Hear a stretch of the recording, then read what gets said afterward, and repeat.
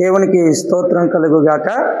ప్రియ మిత్రులారా, మీ అందరికీ కూడా మన ప్రభువు రక్షకుడైన యేసుక్రీస్తు నామంలో నా శుభాలు. మీ ముందుకి మరొక గొప్ప సందేశాన్ని తీసుకొని వచ్చాను. ఈ సందేశం మీకెంతో దీవెనకరంగా ఉంటుంది. మీరు ఈ సందేశం ద్వారా గొప్పగా దీవెన పొందుతారు. బైబిల్ గ్రంథం మనకి ఎందుకొరకు ఇవ్వబడింది అనే గొప్ప సందేశాన్ని మనం వినబోతున్నాము. పరిశుద్ధాత్మ దేవుడు బైబిల్ గ్రంథం విషయంలో మనల్ని ఏ విధంగా ప్రేరేపిస్తున్నాడు అనేది ఈరోజు దేవుని వాక్యాన్ని బట్టి మనం తెలుసుకుంటాం. కాబట్టి ఈ వీడియో అంతా కూడా మీరు వీక్షించాలని, దేవుని వాక్యము మీరు వినాలని, దైవ దీవెన, దేవుని కృప మీరు పొందాలని ప్రభు పేరిట నా మనవి. ఇప్పుడు వాక్య ధ్యానము కొరకు యాకోబు పత్రిక 1వ అధ్యాయం 22వ లేఖను నేను చదువుతాను. యాకోబు పత్రిక 1వ అధ్యాయం 22వ వాక్యం. మీరు వినువారు మాత్రమై ఉండి మిమ్మును మీరు మోసపుచ్చుకొనకుండా వాక్య ప్రకారము ప్రవర్తించువారునై ఉండుడి. ప్రియ శ్రోతలారా, చదువుకున్న ఈ వాక్యము యాకోబు పత్రికలో చెప్పబడిన వాక్యం. ఈ వాక్యాన్ని మనం జాగ్రత్తగా ధ్యానం చేసినప్పుడు పరిశుద్ధాత్మ దేవుడు క్రైస్తవులను ఎలా ప్రేరేపిస్తున్నాడో, ఎందుకొరకు ప్రేరేపిస్తున్నాడో ఈ వచనాన్ని బట్టి మనం తెలుసుకుంటాం.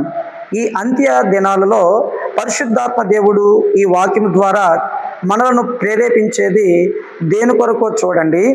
ఇక్కడ యాకోబు సంఘముతో చెబుతున్నాడు, యాకోబు క్రైస్తవులతో చెబుతున్నాడు. యాకోబు పరిశుద్ధాత్మ మూలంగా ఈ వాక్యాన్ని పలుకుతున్నాడు. ఈ వచనాన్ని మనం 2 భాగాలుగా విభజించగలము. అందులో మొదటి భాగము మీరు వినువారు మాత్రమై ఉండి అని చెప్పబడింది కాబట్టి క్రైస్తవులు వినేవారుగా ఉండాలి అనేది మొదటి భాగం. ఇక ఈ వచనంలో 2వ భాగం మనం జాగ్రత్తగా చూస్తే 2వ భాగం వాక్యం ప్రకారంగా ప్రవర్తించువారై ఉండాలి అనేది 2వ భాగం.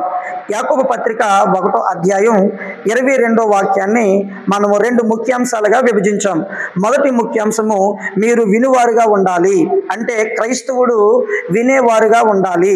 2వ ముఖ్యాంశం ఏంటి అని ఆలోచిస్తే వాక్యము ప్రకారము ప్రవర్తించువారుగా ఉండాలి అనేది 2వ ముఖ్యాంశం. క్రైస్తవులు పరిశుద్ధాత్మ చేత ప్రేరేపించబడుతున్నారు. బైబిల్ గ్రంథం విషయంలో మనం వెలగొండాలి, క్రైస్తవ బోధ విషయంలో మనం వెలగొండాలి. ఈ వచనం మనం చూస్తుంటే మనము బైబిల్ని చదువుతూ ఉండాలి, అలాగే బైబిల్ సందేశాలను మనం వింటూ ఉండాలి. బైబిల్లో కొన్ని చోట్ల చెవి గలవాడు వినుగాక అని చెప్పబడింది. మనకి చెవులు ఉన్నాయి, అయితే మన చెవులతో ఈ లోకంలో రకరకాల వార్తలు మనం వింటూ ఉంటాం. దుర్వార్తలు అందులో ఉంటాయి, మంచి వార్తలు కూడా అందులో ఉంటాయి. అంతేకాదు ఈ చెవులు దురద చెవులు, అంటే కల్పనా కథలే మనకి ఎక్కువగా వినాలి అనే ఆసక్తి ఉంటుంది. అయితే వీటన్నిటికంటే కూడా శ్రేష్టమైనది ఏది అని అంటే దేవుని యొక్క వాక్యం. ఇది చాలా గొప్పది. దేవుని వాక్యం ఎంత గొప్పది అని అంటే దేవుడు సమస్తము కంటే కూడా తన వాక్యాన్నే అధికంగా హెచ్చించాడు. యేసు ప్రభు అన్నాడు, ఆకాశం భూమి గతించినా నా మాట ఎన్నడూ గతించదు అని యేసు ప్రభు సెలవిచ్చారు. అంతేకాదు ప్రభు చెప్పారు, ఇదిగో ధర్మశాస్త్రంలో ఉన్న ప్రతి వాక్యాన్ని నెరవేర్చడానికి వచ్చాను, ప్రవక్తల పుస్తకాల్లో ఉన్న ప్రతి ప్రవచనాన్ని నెరవేర్చడానికి, అనుసరించడానికి వచ్చాను, దానిని కొట్టివేయడానికి రాలేదు అని యేసు ప్రభు చెప్పారు. కాబట్టి దేవుని వాక్యం చాలా గొప్పది. యేసు ప్రభు దేవుని వాక్యాన్ని పాటించాడు, యేసు ప్రభు దేవుని వాక్యాన్ని చదివాడు, యేసు ప్రభు దేవుని వాక్యాన్ని బోధించాడు. ఈ రోజున క్రైస్తవ సమాజానికి దేవుని బోధ చాలా ప్రాముఖ్యమైనది, బైబిల్ వాక్యం చాలా ప్రాముఖ్యమైనది. క్రైస్తవులకి మాత్రమే కాకుండా ఈ లోకంలో ఉన్న ప్రతి వ్యక్తికి కూడా, ఆ వ్యక్తి ప్రభువును నమ్మకపోయినా కూడా యేసు ప్రభు వాక్యం ఆ వ్యక్తికి కూడా అవసరమే. యేసు ప్రభు వాక్యం ప్రతి వ్యక్తి కూడా వినాలి. అయితే ప్రభు వాక్యం బోధించేటప్పుడు వాక్యం వినడం వల్ల ఎటువంటి లాభం ఉంది, ఎటువంటి ప్రయోజనం ఉంది అనేది కూడా బైబిల్ మనతో మాట్లాడుతుంది. అందులో మొదటి విషయం ఆలోచిస్తే విశ్వాసం కలుగును. దేవుని వాక్యాన్ని మనం వింటున్నాం అనుకోండి, విశ్వాసం మనలో కలుగుతుంది. రోమా పత్రికలో 10వ అధ్యాయం 17వ వచనంలో ఈ మాట చెప్పబడింది. కాగా వినుట వలన విశ్వాసము కలుగును. అసలు ఏది వినాలి, ఏది వింటే మనకి విశ్వాసం కలుగుతుంది, ఎలాంటి విశ్వాసం మనకి దీవునికరంగా ఉంటుంది, రక్షణకరంగా ఉంటుంది, అద్భుత కార్యాలు చేసేదిగా ఉంటుంది అనేది బైబిల్ మనం పట్టుకొని ఆలోచిస్తే, యేసు ప్రభు మీద విశ్వాసం మనకి దీవునికరంగా ఉంటుంది, యేసు ప్రభు మీద విశ్వాసం మనకి రక్షణకరంగా ఉంటుంది. యేసు ప్రభు పైన మనం విశ్వాసం కలిగి ఉంటే మనం ఎంతగానో దీవించబడతాం, నిత్య జీవాన్ని కూడా మనం పొందుకుంటాం. మనం చేసే ప్రార్థన అంతా దేవుడు వింటాడు, మన ప్రార్థనకి జవాబు కూడా మనకి దొరుకుతుంది. కాబట్టి విశ్వాసం లేకుండా దేవునికి ఇష్టలుగా మనం ఉండలేము. దేవుని దగ్గర నుంచి ఏ కార్యం మనం ఆశించినా తప్పకుండా మనలో ప్రభు పైన గొప్ప విశ్వాసం కలగాలి. ఆ ప్రభుపై గొప్ప విశ్వాసం మనలో కలిగించేదే జీవం గల దేవుని వాక్యము. ఈ వాక్యం చాలా శక్తి గలది, ఈ వాక్యం చాలా జీవమున్న వాక్యము. ఈ వాక్యం మన జీవితాలకి వెలుగు కలిగించేది, ఈ వాక్యం మనకి నిత్య జీవానికి నడిపించేది, ఈ వాక్యం మనకి తెలివియు జ్ఞానమును నేర్పించేది, ఈ వాక్యం మనకి నెమ్మది కలిగించేది, ఈ వాక్యం మనకి స్వస్థత ఆరోగ్యాన్ని కలిగించేది, ఈ వాక్యం పాపంలో ఉన్న మనకి సత్యం ఏది, పరిశుద్ధత ఏది, నిత్య జీవం ఎలా పొందగలమో మనకి బయలుపరిచేది దేవుని యొక్క వాక్యం. ఈ లోకంలో అనేక కల్పితాలు ఉన్నాయి. దైవత్వము అనగానే రకరకాల సిద్ధాంతాలు, కల్పితాలు ఉన్నాయి. వీటన్నిటిలోనూ అసలైనది ఏది, సత్యం ఏది, నిజమైన దేవుడు ఎవరు, ఇలాంటి సంగతులన్నీ కూడా మనకి తేట తెల్లగా వివరించేది, బయలుపరిచేది దేవుని యొక్క వాక్యం. కాబట్టి ఈ దేవుని వాక్యం మనం వినాలి. కాగా వినుట వలన విశ్వాసము కలుగును. వినడం కూడా ఎవరి కొరకు మనం వినాలి, దేని విషయాలలో మనము మన చెవిని ఉపయోగించాలి అంటే, క్రీస్తు గురించిన మాట వినుట అనున్నది క్రీస్తు గురించిన మాట వలన కలుగును. అంటే మనం ప్రభువైన యేసుక్రీస్తు యొక్క మాట వినాలి. ప్రభువైన యేసుక్రీస్తు యొక్క మాట బైబిల్లో ఉన్నాయి. ఆ వాక్యాన్ని మనం ఎప్పుడు చదువుతూ ఉండాలి, మనం ఎప్పుడు కూడా సందేశాలు వింటూ ఉండాలి. అలా ప్రభు సందేశాల వలన మనలో చక్కని విశ్వాసం అభివృద్ధి చెందుతూ ఉంటుంది. మన విశ్వాసం ఎలాంటిది అని చూస్తే, బైబిల్లో గోధుమ గింజతో మన విశ్వాసం పోల్చబడలేదు, మన విశ్వాసం ఆవగింజతో పోల్చబడింది. గోధుమ గింజ కంటే ఆవగింజ చాలా చిన్నది. చాలా చిన్నదిగా ఉండే మన విశ్వాసం పెద్దది కావాలి, అది మహావృక్షం కావాలి, గొప్ప ఫలితాలు మనం చూడాలి అని అంటే దేవుని వాక్యం వలన అది సాధ్యం. మనలో ఉన్న విశ్వాసాన్ని మనం వృద్ధి చేసుకోగలము, విశ్వాసంలో మనం ఎదగగలము. అదంతా మనకి దేవుని వాక్యం మూలంగా జరుగుతుంది. అందుకని మనము యేసు ప్రభు యొక్క వాక్యాన్ని, బైబిల్ సందేశాన్ని వినే ప్రజలుగా ఉండాలి. ఇక వినడం వలన వచ్చే రెండవ మేలు ప్రయోజనం ఏంటి అని అంటే, నూతన జన్మ కలుగును. దేవుని యొక్క వాక్యం ఇలా సెలవిస్తుంది. యాకోబు పత్రిక 1వ అధ్యాయం 18వ వచనం మనం చదివితే, ఆయన తాను సృష్టించిన వాటిలో మనము ప్రథమ ఫలముగా ఉండునట్లు సత్యవాక్యం వలన మనలను తన సంకల్పము ప్రకారము కనెను. దేవుడు మనలను కన్నాడు. దేని మూలంగా మనము దేవునికి పిల్లలం అవుతున్నాం, ఎలా దేవుడు తన పిల్లలుగా మనలను కంటున్నాడు. మనము దేవునికి పిల్లలం అవుతున్నామంటే శరీర ఇచ్చల వల్ల కాదు, శరీర కోరికలు, కామ కోరికలు తీర్చుకోవడం మూలంగా, శరీర కలయిక వల్ల మనం దేవునికి పిల్లలం అవటం లేదు. ఆత్మ మూలంగా మనం దేవునికి పిల్లలం అవుతున్నాం.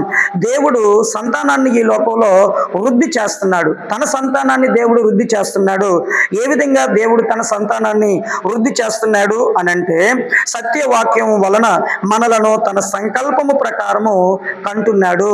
అంటే సత్యవాక్యం అనగా బైబిల్ వాక్య సందేశం. దేవుని వాక్య సందేశాన్ని మనం వినడం మూలంగా దేవుని వాక్యాన్ని బట్టి మనము దేవుని పిల్లలం అవుతున్నాము. నూతన జన్మ మనం పొందుకుంటున్నాం. ప్రతి మనిషికి 2 జన్మలు ఉంటాయని బైబిల్ మాట్లాడుతుంది. ఒక జన్మేమో తల్లి కడుపులో నుంచి రావడం. నికోదేము అనే ఒక వ్యక్తి బైబిల్లో ఉన్నాడు. ఈ నికోదేము ఒక పండితుడు. అయితే యేసు ప్రభు దగ్గరకు దగ్గరికి వచ్చాడు. నిత్య జీవం కావాలంటే ప్రభువా నేనేం చేయాలి అనే గొప్ప సందేహంతో వచ్చాడు. అప్పుడు యేసు ప్రభు నికోదేముతో అన్నాడు, ఒకడు నూతనముగా జన్మించాలి అని చెప్పాడు. నూతనంగా జన్మించడం అంటే ఏంటో నికోదేముకి అర్థం కాలేదు. నికోదేము అనుకున్నాడు ఇంకొక జన్మ ఉందేమో, మరలా నేను తల్లి కడుపులో నుంచి పుట్టాలేమో అని అనుకున్నాడు. అప్పుడు యేసు ప్రభు చెబుతున్నాడు, ఒకసారి తల్లి కడుపులో నుంచి పుట్టిన ఒక వ్యక్తి మరలా రెండవసారి తల్లి కడుపు నుంచి కాకుండా ఆత్మానుసారంగా జన్మెత్తాలి. దానికి ప్రభు చెప్పిన మాట ఏంటంటే ఒకడు నీటి మూలముగాను ఆత్మ మూలముగాను జన్మించాలి అని యేసు ప్రభు సెలవిచ్చారు. అంటే ఈ లోకంలో ఎవరైనా నిత్య జీవం పొందాలి అని అంటే, దేవునికి పిల్లలు కావాలి అని అంటే ఆ వ్యక్తి రెండవసారి జన్మించాలి. ఒకసారి జన్మించిన వ్యక్తి ఆత్మానుసారంగా రెండోసారి జన్మించాలి.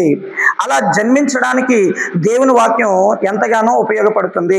అందుకని ప్రభు యొక్క వాక్యాన్ని ఎక్కువగా క్రైస్తవులు వినిపిస్తూ ఉండాలి, సేవకులు ఎక్కువగా బోధిస్తూ ఉండాలి, దేవుని వాక్యాన్ని క్రైస్తవులు ఎక్కువగా చదువుతూ ఉండాలి. ఇలా చేయడం మూలంగా దేవుని వాక్యాన్ని బట్టి మనము నూతన జన్మ అనుభవం లేదా ప్రాచీన స్వభావం విడిచిపెట్టి నవీన స్వభావము, నూతన స్వభావం మనం పొందుకుంటాం. నూతన స్వభావము అంటే ఆత్మానుసారమైన స్వభావం. మనలో శరీర కార్యాలు తగ్గి ఆత్మ ఫలములు మనలోనికి వస్తాయి. మనం ఆత్మ ఫలములు బహుగా ఫలిస్తాం. అట్టి కార్యం దేవుని వాక్యం చేయగలదు.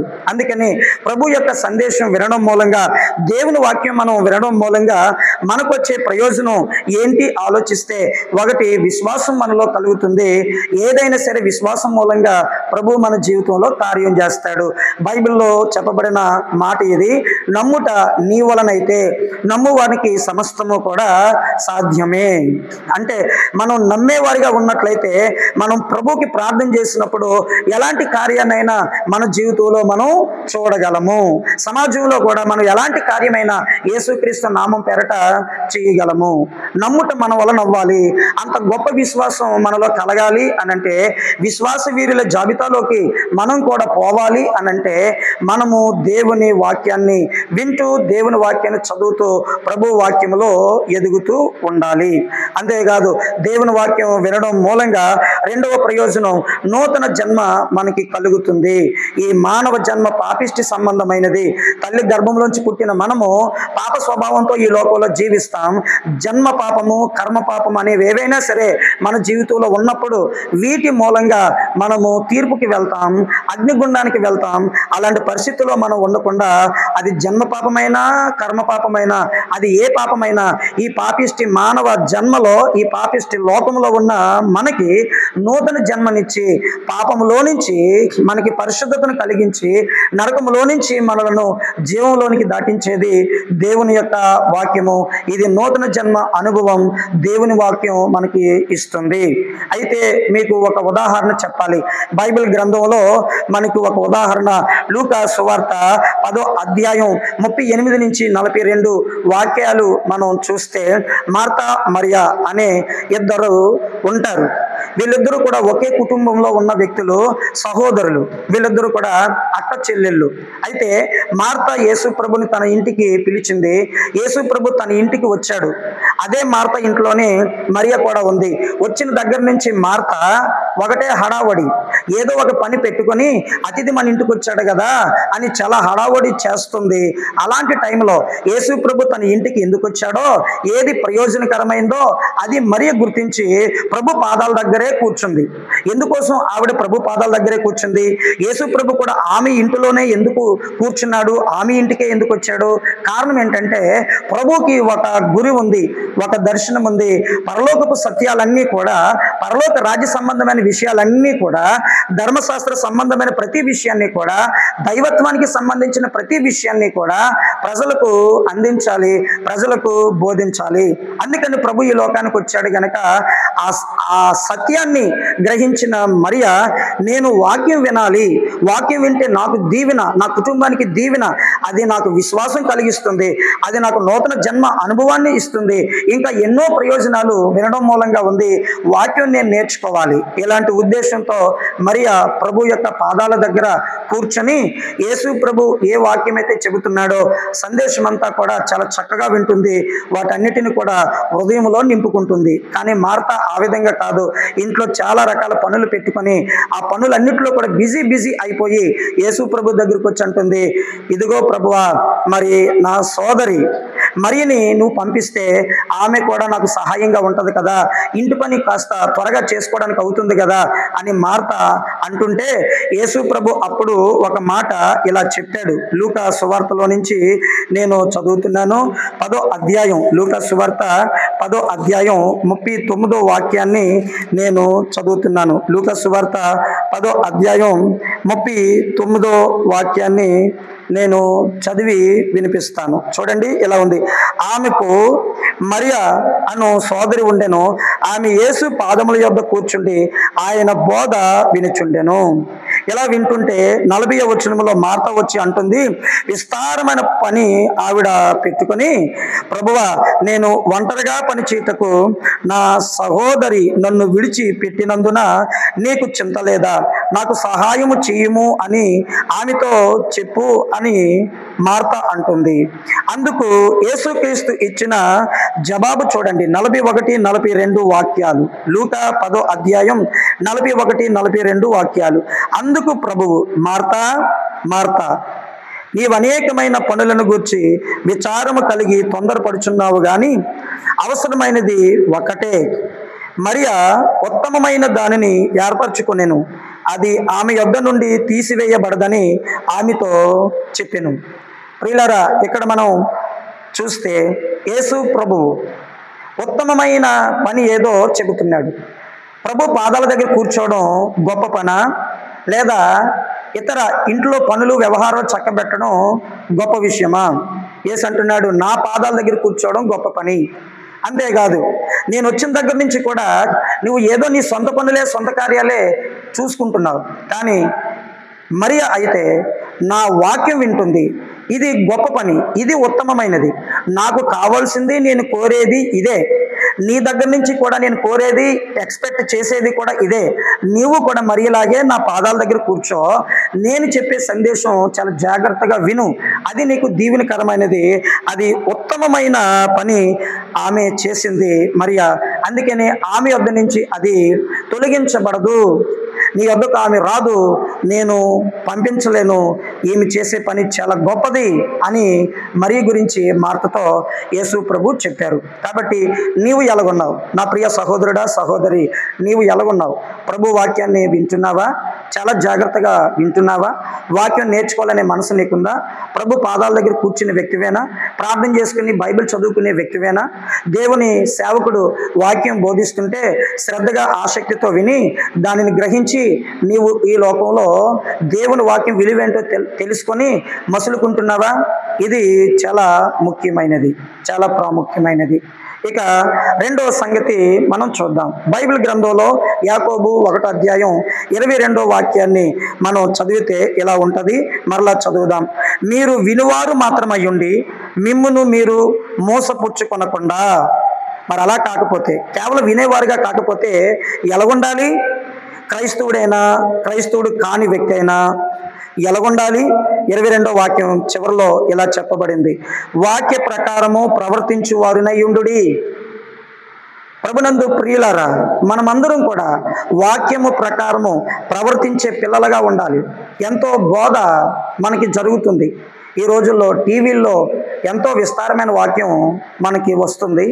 అలాగే ఫేస్బుక్లో వాక్యం వినబడుతుంది. అలాగే వాట్సాప్లో దేవుని సందేశాలు పెడుతున్నారు. యూట్యూబ్లో దేవుని సందేశాలు మనం చూస్తున్నాం, వింటున్నాం.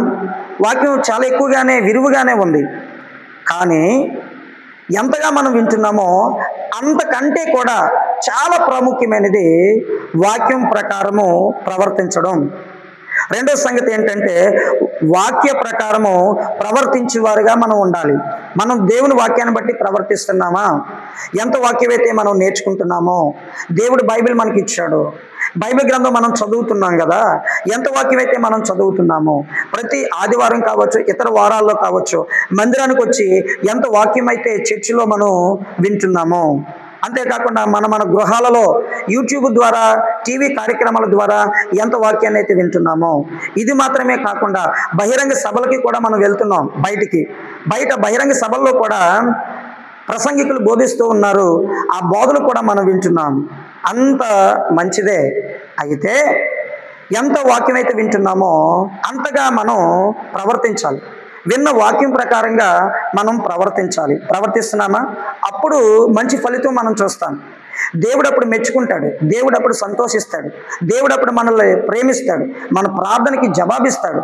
ఎందుకంటే యేసుప్రభు చెప్పాడు, నా మాటలు మీ యందును మీరు నా యందును నిలిచి ఉంటే. అంటే మనం దేనిలో నిలిచి ఉండాలి అంటే ప్రభు చెప్పిన మాటలో మనం నిలిచి ఉండాలి. నిలిచి ఉండడం అంటే కట్టుబాటు. ప్రభు యొక్క మాటలో మనము జీవించాలి, అది మనకి కట్టుబాటు. వాక్యపు కట్టుబాటులో మనం ఈ లోకంలో బ్రతకాలని యేసు ప్రభు కోరుతున్నాడు. మరి మనం ఎలా ఉన్నాము? వినేవారిగైనా లేదా వినేసి వదిలేసేవారిగా ఉన్నామా? చాలా బాగుంది వాక్యం, చాలా బాగా చెప్పారు అనేవారిగా ఉన్నామా? గొప్ప మర్మం నేను తెలుసుకున్నాను, జ్ఞానం పొందుకున్నాను అనేవారిగా మాత్రమే ఉన్నామా? అది మాత్రమే కాకుండా మనం విన్న వాక్యమును బట్టి నెమరు వేసుకుంటూ ఈ లోకంలో ఆ వాక్యాన్ని ప్రాక్టీస్ చేయాలి. నేను ఆ విధంగా ఉన్నానా లేదా? మనం అద్దం ముందుకు వెళ్తాం, బయటికి ఎక్కడికైనా వెళ్ళాలంటే అద్దం ముందుకు వెళ్తాం. నేను ఎలా ఉన్నాను? నా మొహం ఎలా ఉంది? నా తల ఎలా ఉంది? నా బట్టలు వస్త్రం ఎలా ఉంది? నేను కరెక్ట్గా డ్రెస్ వేసుకున్నానా?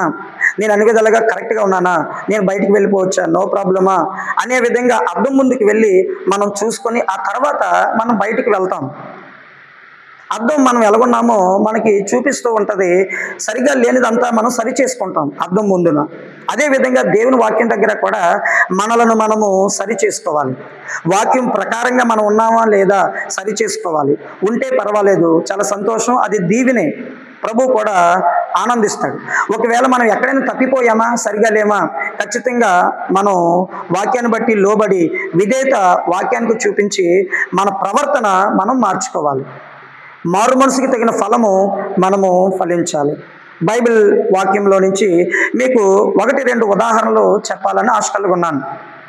దేవుని వాక్యంలో వాక్యం ప్రకారంగా జీవించిన వారిలో 2 వ్యక్తులను మీకు గుర్తు చేస్తాను. ఒక వ్యక్తి ఏమో నోవాహు గురించి ఆదికాండంలో చెప్పబడింది. ఈ నోవాహు దేవుని వాక్యం ప్రకారంగానే ఈ లోకంలో జీవించాడు. ఆదికాండం 6వ అధ్యాయం 14వ వచనంలో ఇలా ఉంటుంది. ఆదికాండం 6వ అధ్యాయం 14వ వచనం, చితి సారకపు మ్రానుతో నీ కొరకు వాడను చేసుకునము, అరలు పెట్టి ఆ వాడను చేసి లోపటను వెలుపటను దానికి కీలు పూయవలెను. దేవుడు ఇలా చెప్పాడు. ఇప్పుడు నోవాహు ఎలా ఉన్నాడు? చెప్పిన వాక్యాన్ని బట్టి ఎలా ప్రవర్తించాడు? 22వ వచనం, ఆదికాండం 6వ అధ్యాయం 22వ వచనం, నోవాహు అట్లు చేసెను, దేవుడు అతనికి ఆజ్ఞాపించిన ప్రకారము యావత్తు చేసెను. దేవుడు ఏ విధంగా ఆజ్ఞాపించాడో నోవాహు కూడా ఆ విధంగానే ప్రవర్తించాడు. దేవుడు ఆజ్ఞాపిస్తున్నాడు, నోవాహు 40 పగళ్ళు 40 రాత్రులు వర్షం వచ్చే సూచనలు ఉన్నాయి, నేను వర్షం కుమ్మరిస్తాను, జలప్రలయం రాబోతుంది, ఇదిగో ప్రపంచమంతా కూడా పాడైపోయింది, పాపంలో ఉంది, ఇదిగో వాళ్ళందరిలో కూడా కలుషితం కాకుండా నీవు నీతిగా యథార్థంగా ఉన్నావు, నన్ను ఆరాధించే బిడ్డగా ఉన్నావు, కాబట్టి నేను నిన్ను దర్శించాను, ఇదిగో నీవు, నీ భార్య, నీ పిల్లలు, నీ కోడళ్ళు అందరూ కూడా రక్షింపబడాలి, మిమ్మల్ని నేను రక్షిస్తాను. అయితే నేను మిమ్మల్ని రక్షించాలి అంటే ఒక చిన్న నిబంధన ఉంది, నేను ఎలాగైతే చెబుతున్నానో అలాగే నువ్వు ప్రవర్తించాలి. నోవాహు అన్నాడు, సరే ప్రభు చెప్పు. అయితే అప్పుడు నోవాహుతో మరి దేవుడు చెప్పాడు, ఇదిగో చితి సారకపు మ్రాను నువ్వు తేవాలి. చితి సారకపు మ్రాను అనేది సామాన్యంగా ఎక్కడ పడితే అక్కడ తేలికగా దొరికేది కాదు, పైగా అది పుల్ల కాదు, ఒక మ్రానుని నరికి అది లోయలో నుంచో లేదంటే పర్వతం మీద నుంచో కొండల్లో నుంచో తీసుకురావడం చాలా శ్రమతో కూడింది. చితి సారకపు మ్రాను అనేది చాలా బలమైనది, చాలా గట్టిది. నరికేటప్పుడు కూడా చేతులు ఎంతగానో బాధపడతాయి. అంటే చేతులకి మరి ఎంతగానో నొప్పి, జబ్బలకి ఎంతగానో నొప్పి కలిగే అవకాశం ఉంది. అది ఎంత నొప్పి కలిగించేదైనా, అది ఎంత భారంతో కూడిన పని అయినా దేవుడు ఎలా చెప్పాడో అలాగే చేశాడు నోవాహు. చితి సాధకపు మ్రాను తీసుకొచ్చాడు. దానికి కిటికీలు ఎక్కడ ఉండాలి, ఎంత సైజులో ఉండాలి, ఇదంతా కూడా దేవుడు చెప్పాడు నోవాహుకి. అదేవిధంగా కిటికీలు దేవుడు చెప్పినట్టుగానే తయారు చేశాడు. మనమైతే ఏ ఇల్లు కడుతున్నప్పుడైనా ఏదైనా సరే మనం వాస్తులు చూస్తాం. అందులో మనం ఉండేది కాబట్టి, మనం నివాసం ఉండేది కాబట్టి, అమ్మో ఇది ఇల్లు కదా, దీనికి వాస్తు చెప్పేవారు ఎవరైనా ఉన్నారా, వాస్తు ఇది ఇలాగ ఉండాలి, ఇది ఇలాగ ఉండాలి, ఇది ఇలాగ ఉండాలని ఒక సిద్ధాంతం ఉంది లోకంలో. అలాంటి సిద్ధాంతాలు, లోకపరమైన సిద్ధాంతాలను, వాస్తులను చూసి మనం ఉండే ఇల్లుని కడతాం మనం. కానీ నోవాహు అలా కాదు. దేవుడు ఏది చెప్పాడు ఆ విధంగా కట్టాడు. మనం ఈరోజు ఇంట్లో ఉంటున్నాం. మరి జలప్రలయం టైంలో నోవాహు వాళ్ళు ఎక్కడున్నారంటే వాడలో. వాడే వాళ్ళకి ఇల్లు, అదే వాళ్ళకి రక్షణ. అయితే దేవుడు చితిసారకపు మ్రానుతో వాడు తయారు చేయమన్నాడు. దాని కిటికీ ఎలాగుండాలో చెప్పాడు. అదేవిధంగా కిటికీలు ఎక్కడెక్కడ ఉండాలో దేవుడు చెప్పినట్టుగానే నోవాహు చేశాడు. దానికి కీలు పుయ్యమన్నాడు. కీలు అంటే తారు లాంటిది లేదా పుట్టి లాంటిది. ఆ వాడికి పుయ్యమంటే అదేవిధంగా నోవాహు పూశాడు. ఆ విధంగా దేవుడు చెప్పినట్టు వాడని తయారు చేశాడు. 40 పగళ్ళు 40 రాత్రులు వర్షం వచ్చినప్పుడు ఆ జలప్రలయంలో నోవాహు కుటుంబం రక్షింపబడింది. ప్రభునందు ప్రియులారా, దేవుని వాక్యం ప్రకారంగా మనం జీవిస్తే మనకి రక్షణ. దేవుని వాక్యం ప్రకారంగా మనం జీవిస్తే కలుషితమైపోతున్న ఈ లోకంలో, పాపం పండిన ఈ లోకంలో మనం కూడా కలిసిపోకుండా ప్రత్యేకంగా జీవిస్తాం. ఈ లోకం మీదకి రావాల్సిన కీడు ఏదైతే ఉందో, తీర్పు ఏదైతే ఉందో, ఆ దేవుని తీర్పు నుంచి, ఆ కీడు నుంచి మనం ఖచ్చితంగా నోవాహు వారి కుటుంబం లాగే తప్పించబడతాం. ఇదంతా కూడా నీవు దేవుని వాక్యం పాటిస్తున్నావా లేదా అనే దాని మీదే ఆధారపడి ఉంది. ఇక రెండవ ఉదాహరణలో మనకి మోషే ఉన్నాడు. రెండవ ఉదాహరణ ఎవరు అని అంటే మోషే. మోషే గురించి కూడా మనం చూస్తే నిర్గమకాండం 40వ అధ్యాయం, నిర్గమకాండం 40వ అధ్యాయం 16వ వచనం మనం చదివితే ఈ వచనంలో ఇలా చెప్పబడింది. మోషే ఆ ప్రకారము చేసెను, యెహోవా అతనికి ఆజ్ఞాపించిన వాటన్నిటినీ చేసెను, అలాగుననే చేసెను. ప్రియులారా, అలాగుననే చేసెను అని ఎందుకన్నాడు అని అంటే, మోషేకి సలహాలు ఇచ్చేవారు చాలామంది ఉన్నారు. తన మామగారు ఇత్రో కూడా కొన్నిసార్లు సలహాలు సూచనలు అతనికి ఇచ్చారు. అలాగే తనకి సలహా కావాలి అన్నప్పుడు యెహోషువ మంచి సలహాదారుడు, ఇవ్వగలడు. అలాగే కాలేబు మంచి సలహాదారుడు, ఇవ్వగలడు. ఇంకా మోషే తన అన్న మంచి సలహాదారుడు, ఇవ్వగలడు. అయితే వీళ్ళందరి మధ్యలో కూడా మోషే ఎలాగున్నాడంటే, మనుషులు చెప్పే మాటలు బట్టి కాక దేవుడు ఏదైతే చెబుతాడో దాని ప్రకారంగా ఈ లోకంలో అతడు బ్రతికాడు. దేవుడు చెప్పిందల్లా చేశాడు. అది ఎలా అనంటే, మోషే ఇత్రో తన ఇంటి దగ్గర గొర్రెలు మేపుకుంటుంటే దేవుడు దర్శించి నా పనికి రావాలి, నా సేవకు రావాలి, ఐగుప్తుకి వెళ్ళాలి అన్నాడు. అక్కడి నుంచి దేవుడు చెప్పినట్టుగా వచ్చేసాడు. దేవుడు ఏది మాట్లాడాడో, ఏం చేయాలని చెప్పాడో ఆ విధంగా వచ్చేసాడు. అంతేకాదు, అక్కడ నుంచి ఐగుప్తు నుంచి దేవుడు ఆ వ్యక్తిని మరలా ఎర్ర సముద్రం దగ్గరికి తీసుకొస్తే ఎర్ర సముద్రం దగ్గరికి మళ్ళీ ప్రజలు తీసుకొని అక్కడికి వచ్చాడు. అయితే దేవుడు ఎర్ర సముద్రం పాయలుగా చేశాడులేండి, అది ఒక గొప్ప చరిత్ర. అంతేకాకుండా అక్కడి నుంచి మనం ఆలోచిస్తే దేవుడు పర్వతం మీదకి రమ్మన్నాడు, పర్వతం మీదకి మోసే వెళ్ళాడు. ఈ విధంగా చెప్పుకుంటూ వెళ్తే మోసే జీవితంలో దేవుడు ఏది చెప్పాడో అదే అతడు చేసుకుంటూ వెళ్ళేవాడు. మనుషులు చెప్పినట్టు కాదు అతడు ఉన్నది, మనుషులు చెప్పినట్టు అతడు ప్రవర్తించలేదు. తన స్వబుద్ధిని బట్టి కూడా అతడు ప్రవర్తించలేదు. దేవుడు ఏది చెబితే అది చేయడమే. ఇంకా మోషేకి దేవుడు వాక్యం అంతా రాయాలన్నాడు. పర్వతం మీదకి రమ్మన్నాడు. 40 పగళ్ళు 40 రాత్రులు వాక్యం దేవుడు అంతా గుర్తు చేశాడు, అంతా మాట్లాడాడు. వాటన్నిటిని చక్కగా మోసే రాశాడు.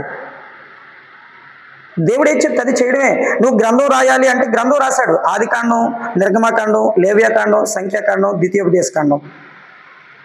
ఈ 5 పుస్తకాలు పంచకాండాలు అంటాం. ఈ 5 పుస్తకాలు కూడా మోసే రాశాడు.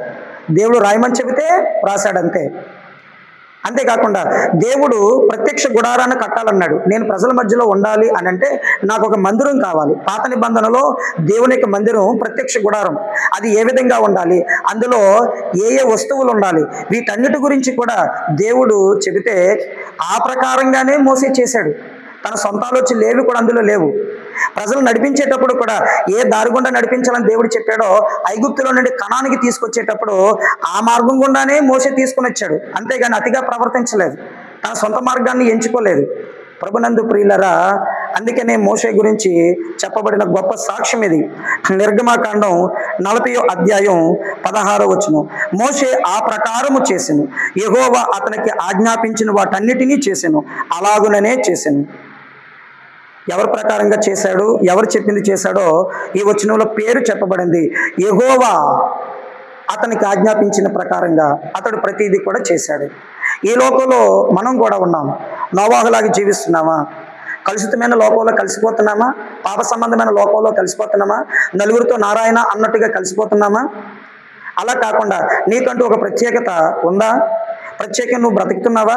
నువ్వు ప్రత్యేకంగా బ్రతకాలి అంటే నువ్వు దేవుని వాక్యాన్ని పాటించే వ్యక్తిగా ఉండాలి. వాక్యం ప్రకారంగా నువ్వు ప్రవర్తించు. ప్రత్యేకమైన వ్యక్తిగా ఈ ప్రపంచానికి కనిపిస్తావు, నీ చుట్టూ ఉన్న లోకానికి, మనుషులందరికీ కనిపిస్తావు. అంతేకాదు, నోవాహులాగే కాకుండా మోషేలాగా కూడా ఆలోచించు. మోషే కూడా అందరిలాగే ఉండకుండా మోషే దేవుడు ఏది చెబుతాడో ఆ ప్రకారంగా ఉండడం అలవాటు చేసుకున్నాడు. దేవుడు చెప్పిన ప్రకారం చేయడం అలవాటు చేసుకున్నాడు. దేవుడు నడవమన్న విధానంలో, నడవమన్న మార్గంలో వెళ్ళడం అలవాటు చేసుకున్నాడు. మరొక మాట లేదు, మరొక ఆలోచన లేదు. వీళ్ళిద్దరూ కూడా మనకు ఒక మంచి మాదిరిగా ఉన్నారు. మంచి భక్తులు, మంచి సేవకులు. వీళ్ళని మంచి ఆదర్శంగా మనం తీసుకోవచ్చు. నోవాహు అలాగే మోషే, వీళ్ళిద్దరూ కూడా దేవుని వాక్యం ప్రకారంగా ప్రవర్తించారు. మరి మనం ఎంతో దేవుని వాక్యాన్ని వింటున్నాం, వింటున్న వాక్యం ప్రకారంగా మనం ప్రవర్తిస్తున్నామా? ఎంతో వాక్యాన్ని నేర్చుకుంటున్న వాక్యం ప్రకారంగా ప్రవర్తిస్తున్నామా? ఎంతో వాక్యాన్ని చదువుతున్న వాక్యం ప్రకారంగా మనం ప్రవర్తిస్తున్నామా? మన విధానం ఎలాగుంది? వాక్యంలో ఒకలా ఉంటే మన జీవితం ఒకలా ఉంది. చర్చిలో మన ప్రవర్తన, బోధ వింటున్నప్పుడు ఒకలా ఉంటుంది. చర్చి వదిలి, మందిరం వదిలి బయటికి వెళ్ళిన తర్వాత మన ప్రవర్తన మరో రకంగా ఉంటుంది. ఒకసారి ఏమో దేవుని బిడ్డగా, మరొకసారి ఏమో దెయ్యం బిడ్డగా, ఇలా మనం ఈ ప్రపంచానికి కనబడుతున్నాం. అలా ఉండడానికి వీల్లేదు. దేవుని పిల్లలమైన మనం ఎలా ఉండాలో పరిశుద్ధాత్మ దేవుడు ప్రేరేపిస్తున్నాడు. పరిశుద్ధాత్ముడు ప్రేరేపించేది ఒకటే, నీవు దేవుని వాక్యం వినే బిడ్డగా ఉండు.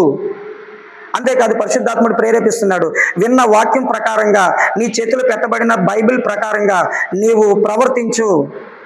అది మనకి ఆశీర్వాదం. నేను ముగింపుకు వచ్చాను, మీకు ఒక ముగింపు మాట చెప్పాలి. యోహాను సువార్తలో 12వ అధ్యాయం 48వ వచనం. యోహాను సువార్త 12వ అధ్యాయం 48వ వచనంలో యేసుక్రీస్తు స్వయంగా చెప్పిన మాట ఇది. ఈ మాట చదువుకొని ఈనాటి మన సందేశాన్ని, వాక్యపు ధ్యానాన్ని మనం ముగిద్దాం. యోహాను 12వ అధ్యాయం 48వ వచనం. ఈ వచనంలో ప్రభు చెబుతున్నారు, నన్ను నిరాకరించి నా మాటలను అంగీకరింపని వానికి తీర్పు తీర్చువాడు ఒకడు కలడు. నేను చెప్పిన మాటయే అంత్య దినమందు వానికి తీర్పు తీర్చును. యేసుప్రభు చెబుతున్నాడు, నేను చెప్పిన మాటయే అంత్య దినమందు తీర్పులోకి వస్తుంది. అంటే దేవుడు మనకి ఇచ్చిన బైబిల్ గ్రంథమే అంత్య దినమందు మనకి తీర్పు తీర్చేది.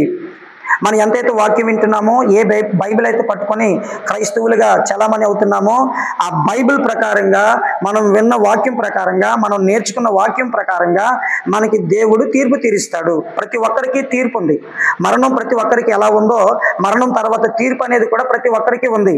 ఆ తర్వాత నిత్య జీవమా, నిత్య నరకమా, దేవుడు ఖచ్చితంగా తీర్పు తీరుస్తాడు. ఒక క్రైస్తవుడు అయితే దేవుడు నీకు వాక్యాన్ని బట్టి తీర్పు తీర్చి నీ క్రియలకు తగిన ఫలము దేవుడు నీకు ఇస్తాడు. అదే ఒక అన్యుడివి అయితే నువ్వు దేవుని వాక్యం వింటూ కూడా ప్రభువుని వ్యతిరేకిస్తూ, సువార్తను వ్యతిరేకిస్తూ, బైబిల్ని వ్యతిరేకిస్తూ, సంఘాన్ని వ్యతిరేకిస్తూ, సేవకుని వ్యతిరేకిస్తూ నువ్వు ఈ లోకంలో జీవించావా? నువ్వు ఒక గొప్ప పాపాన్ని మూటగట్టుకుంటున్నావు. నీ పాపానికి నీవే బాధ్యుడివి. నీ పాప కర్మను నువ్వు ఖచ్చితంగా అనుభవించవలసి ఉంది. అదే నిత్య అగ్నిగుండం, దేవుని తీర్పు తథ్యం. కాబట్టి మనము బుద్ధి లేని కంచర గాడిద వలె జీవించకుండా బుద్ధి కలిగిన వ్యక్తులుగా జీవించాలని ప్రభు పేరట మనము చేస్తున్నాను. పరిశుద్ధాత్ముడు మనకిచ్చిన సందేశం ఇది. మనం వినువారుగా ఉండాలి. దేవుని వాక్యాన్ని వింటున్న మనము వాక్యం ప్రకారంగా ప్రవర్తించేవారుగా ఉండాలి. అట్టి కృప మన వినికుడిలో ప్రతి వ్యక్తికి దేవుడు దయచేయునుగాక. Amen, amen. ప్రభునందు ప్రియులరా, మరి ఇలాంటి సందేశాలు అనేకం మీకు రావాలి అంటే, సందేశాలు మీరు చూడాలి అంటే, ఇతరులకి కూడా మరి ఇలాంటి చక్కని సందేశాలు మీరు వినిపించాలి అంటే, మేము మీకు అందించే సందేశాలు అందడం కొరకు మీరు సబ్స్క్రైబ్ చేయండి, గంట సింబల్ మీరు ప్రెస్ చేయండి, ఆల్లోకి వెళ్ళండి, ఆప్షన్ క్లిక్ చేయండి. అంతేకాదు మరికొంతమందికి వాక్యం అందేలాగున షేర్ చేయండి. ఎక్కువ మందికి రీచ్ అవ్వాలి అంటే మరి మీరు లైక్ చేయండి. దేవుని వాక్యానికి మించిన లైక్ మరొకటి లేదు, బైబిల్ గ్రంథానికి మించిన లైక్ మరొకటి లేదు, వాక్య సందేశానికి మించిన మేలు మరొకటి లేదు. అందుకని వాక్యాన్ని లైక్ చేయండి, బైబిల్ లైక్ చేయండి, ఇచ్చిన సందేశాన్ని లైక్ చేయండి. దీని మూలంగా అనేక మంది దేవుని వాక్యాన్ని అందుకుంటారు, దేవుని వాక్యాన్ని చూస్తారు, దేవుని దీవెనలు పొందుతారు, రక్షణ లేని వారు రక్షణ పొందుతారు. అట్టి కృప దేవుడు మీకు దయచేయునుగాక. Thank you. Praise the Lord. God bless you. దేవుడు మిమ్మలను అన్ని విధాలుగా పోషించుగాక. ఆమెన్.